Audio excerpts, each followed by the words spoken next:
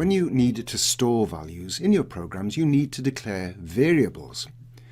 A variable is simply a name, or more formally we'll call it an identifier, to which some value can be assigned. A variable is like the programming equivalent of a labelled box. You might have a box labelled petty cache, so that's the name of the box, or a variable named petty cache, and that's the name of the variable. And just as the contents of the box might vary as money is put into it and taken out again, so the contents or the value of a variable might change as new values are assigned to it.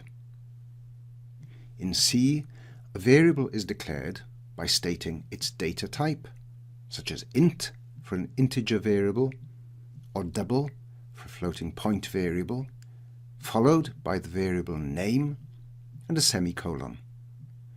Now, you can invent names for your variables.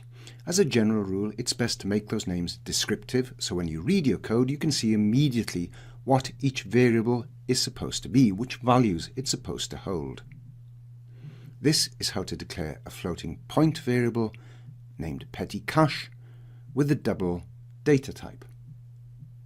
And you can assign a floating point value to that variable, and you do that using the equal sign. And the value can vary as new values are assigned to the variable later on in your code, and you can see that's what's happened here. Let's run it.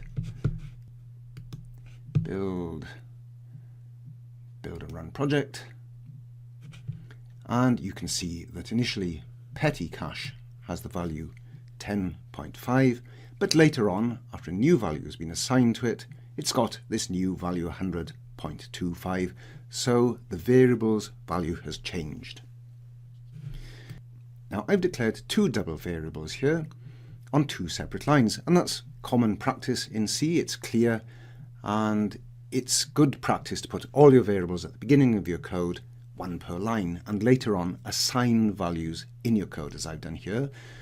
But there is an alternative. If you've got a list of variables with the same data type, you could do this. You could put a comma between the variable names and declare them one after the other. Another alternative, let me undo this, is to assign the value at the time you declare it. So instead of putting the assignment on a separate line, I could assign a default value to this variable up here.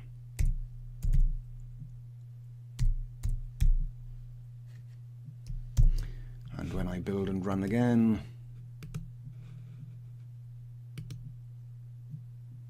I get the same results. So the code means the same. I've just declared and assigned values in a different way. As a general rule, I will declare my variables first and assign values later, but the various types of syntax that I've demonstrated here for declaring and assigning variables are all valid.